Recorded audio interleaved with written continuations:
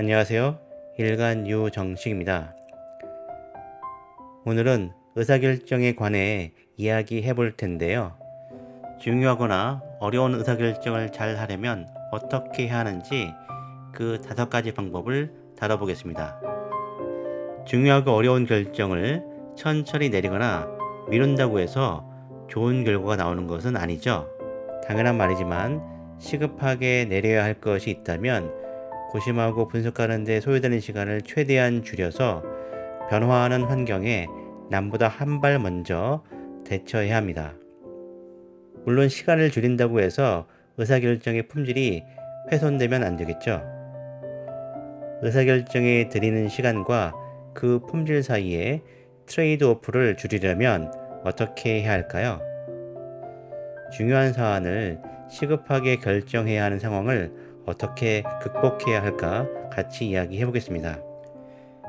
엘리자베스 손더스는 이러한 딜레마적인 상황에서 의사결정자가 어떻게 행동해야 하는지 그 가이드를 제시하고 있습니다. 손더스는 먼저 의사결정자가 준수해야 할 기본 원칙을 3가지로 강조하고 있어요. 첫째, 생각할 시간을 확보해야 한다 라고 말하고 있는데요. 일상 업무가 많아서 의사결정 사안에 대해 생각할 시간이 없다는 핑계를 대고 의사결정을 질질 끄는 것을 합리화해서는 안 된다. 그런 뜻이 되겠습니다. 의사결정을 빨리 하려면 오히려 충분히 생각할 시간을 가져야 합니다. 의사결정을 위한 시간을 일부러 비워두고 그 시간에는 일상 업무를 잊고 오로지 의사결정을 어떻게 내릴 것인가만을 생각해야 합니다.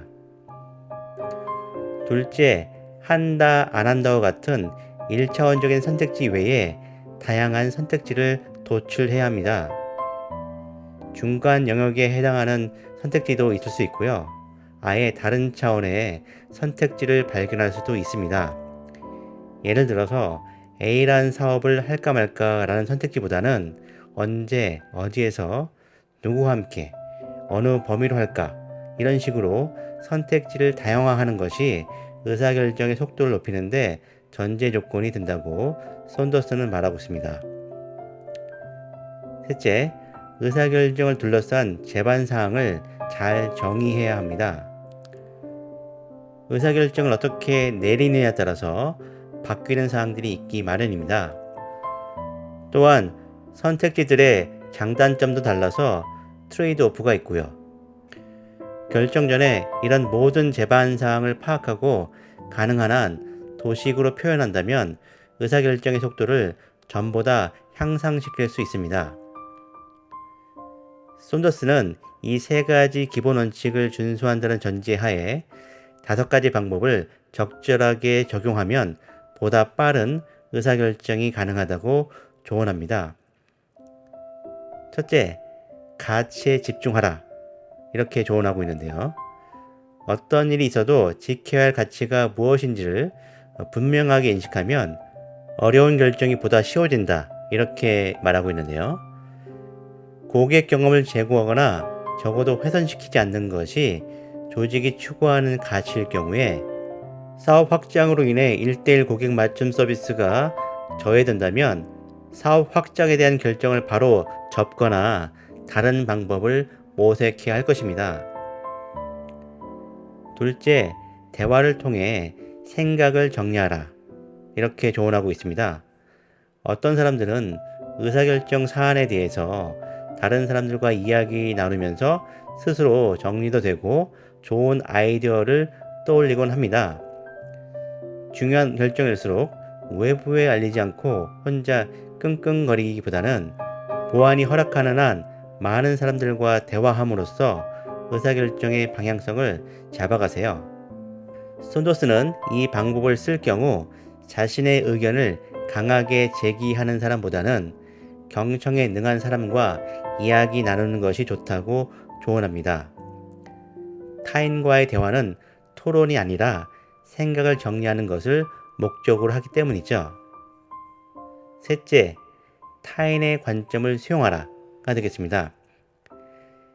타인과의 대화를 생각을 정리하는 시간으로 사용하는 것도 좋지만 경우에 따라서는 타인에게 조언을 요청할 수도 있죠.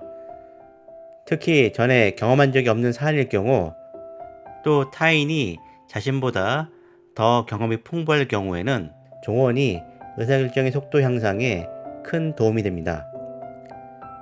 주의할 점은 타인의 조언 자체보다는 그들이 어떤 관점을 취하며 조언을 제공하는지에 초점을 맞춰야 한다는 것입니다. 그러면 의사결정의 사안을 다른 방향으로 볼 수 있을 겁니다. 넷째, 실행하기 전에 테스트하라 라고 되어 있는데요. 가보지 않은 도시를 여행하기 전에 그 도시와 관련된 책을 살펴보듯이 의사결정 사안을 가능한 한 작게 시험해 볼 수 있는 시간을 확보하라, 이렇게 조언하고 있습니다. 만약에 인사평가 제도를 새로 개편한다면 그것을 일부 부서에만 적용하거나, 그게 어렵다면 사내 공청회를 열어서 발생 가능한 문제에 대해서 의견을 충분히 청취해야 합니다. 다섯째, 무엇을 희망하는지를 명확히 해야 합니다. 결정 내리기가 어렵다면 그것은 이성적인 판단과 감정적인 판단이 다르기 때문일지도 모릅니다. 그렇다면 자신이 희망하는 것에 집중해야겠죠. 무엇이든 답해주는 멘토가 있다고 상상하고 그가 당신에게 말해 주었으면 하는 것, 또 말하지 말았으면 하는 것이 무엇인지 써보세요. 이런 과정 속에서 당신이 진짜로 원하는 것이 무엇인지 통찰을 얻을 수 있다고 손더스는 말합니다. 중요하고 어려운 결정이라고 해서 엄청난 시간을 쏟을 필요는 없습니다.